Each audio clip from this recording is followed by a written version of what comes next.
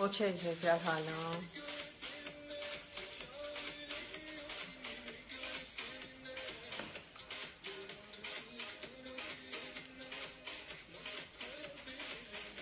اوکی الان کیفیت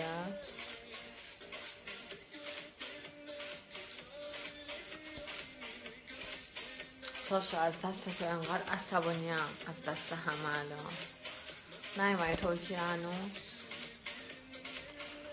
آقا یه چیزی میخوام بگم امشب بهتون. حالا این دوست عزیزمون پیج حاشیه ماشیه لطف کرده بود یه تیکن لایو بعد از ظهر من جدا کرده بود، گذاشته بود توی پیجش که نوشته بود که صحبت کرده بودم در مورد این که من به کسی که قدم مدرک بیارین سند بیارین که من دادم پول گرفتم، اگر آوردین به شما یا هر کسی که بگین آره میدم دست. خب این یادآوری شد که من اولا اینو مطرح کنمش توی لایو بعدی. کامنت ها رو نمی کنم، اگه میخواین کامنت نذارید، اینو مطرح کنم توی لایو بعدی. و اینکه یه سری مسائل دیگه هم میخوام مطرح کنم. یک، تو مغز پوکتون دور از جون بعضیتون مغز پوکتون فرو کنین که هر کسی که دوست پسر داره، حتی اگه تعداد دوست پسرش زیاد باشه، به معنی خراب بودن نیست. و آقا پسرایی که با دوست دختراشون کات میکنن برمیگردن به دختره میگن که عزیزم تو بری بدی میشی جنده، من برم بکنم، میگن پسر نوش جونش کرده. نه از این خبرها نیست عزیز دلم. پسری که بره 1000 تا دختر رو بکنه هر شب با یه دختر باشه همونقدر هرزه است که دختری که هر شب با یه نفر بخوابه دقیقا به یه اندازه هرزن، هیچ فرق نمیکنه. یک. ثانیاً این که حدتون رو بدونین وقتی برای یه نفر ارزش قائل میشین. من الان برای مثلا ما اینا رو نمیگم بهتون، روی صحبت من یه نفر خاصه، یه عده فضولای خاصی هستن که توی پیج منن، بلکه اصلا فالو هم نکنن، بعضیشون هم فالو میکنن. اصلا قصد اینه که اینا برن حرفای منو اگه خود شخص نمیبینه به گوش اون یه نفر برسونن، که وقتی تحویلت میگیرن، وقتی آدم حسابت میکنن، خیلی جورت نداره، خیلی چیز خاصی نبودی، خیلی جو نگیرتت. میدونی چی میگم؟ مثلا بگی وای فلانی خب مثلا به من پا داد دیگه، از پول چیزی کم نداره، از ظاهر چیزی کم نداره، 1000 نفر دنبالش هم به من پا داد، خیلی جورت نداره، جو نگیرتت. به خاطر اینکه هر آدمی تو زندگیش خریت میکنه، بذار اینو به حساب خریت اون یه نفر که یه بارم تو زندگیت اتفاق میافته، دوباره اتفاق نمیافته. یک، این مسئله دوستای عزیزش که الان دارن اینو میبینن تو پیج، اینو برن حتما به گوشش برسونن. بعدم اینکه عزیز دلم یک بار برای همیشه بهتون میگم، چه شماها بگید مینا نامدار خرابه، چه بگید مینا نامدار خراب نیست، مثلا بگید مینا نامدار چی میگن طلبه است، اونایی که میرن قوم چه زناشون اوناست، نه من اونا میشم نه خراب میشم. خب یک بار برای همیشه دارم بهتون میگم، من تا حالا در قبال سکس پول نگرفتم. به این میگن جندگی و یه شغله. جندگی شغله، دقیقا مثل کارگری، مثل مدیریت، مثل هر چیز دیگه جندگی شغله. خب من تا حالا نشده به هیچ جنده‌ای که به خاطر پول میده توهین کنم، به خاطر اینکه نیاز داره. حالا این نیازش میتونه نیاز به این باشه که مثل من برند بپوشه. آقا دختر دوست داره مثل من برند بپوشه، این اسمش نیازه دیگه. تو اگه خیلی غیرت داری دوست دخترتو ببر براش خرج کن برند بپوشه که از این نیاز نره بده. خب نره بده که برند بپوشه.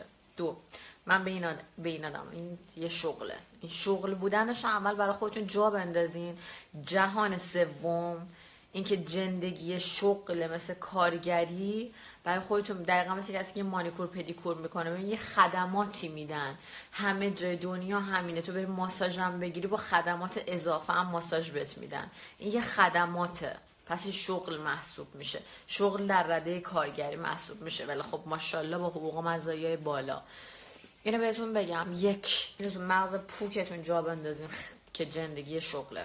دو، به هر کسی راحت نگین جنده.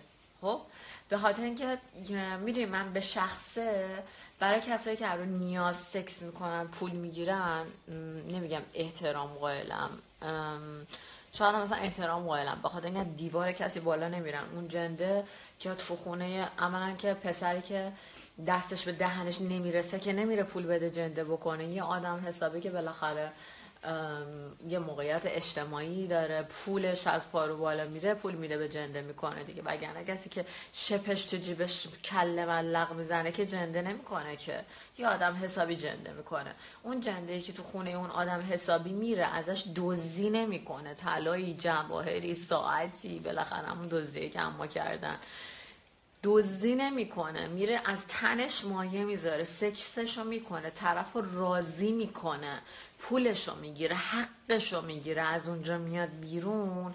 اون سگ شرف داره به اون دزدی که میاد تو خونه زندگی میکنه. مثل دزدی که پارسال اومد تو خونه من، دزدی که میاد تو خونه زندگی نون نمک تو میخوره، بعد از خونه 1 میلیارد دزدی میکنه، طلاهاتو به همی داره میبره. خب اون شرف داره. به نظر من یه جنده به یه دزد شرف داره، به خاطر اینکه از خودش مایه میذاره، طرف رو راضی میکنه.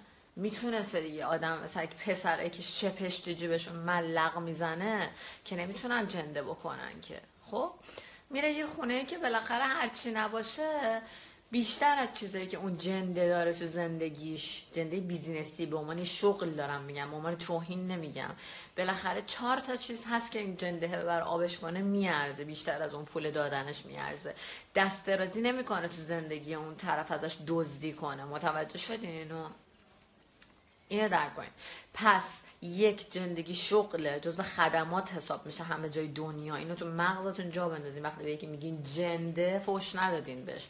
شما دارین شغل یه نفر دیگه رو به یه نفر دیگه نسبت میدین که شغل شاید اون باشه شاید نباشه. مثل این میمونه که من تو خیابون را برم به هم میگم مهندس، از فردا را بیفتم تو لایو اینو بگم مهندس سلام، مهندس باز که تو لخ شدی، دکتر آقا جان، شغله. جندگی یک شغله، مثل مهندسی، مثل دکتری.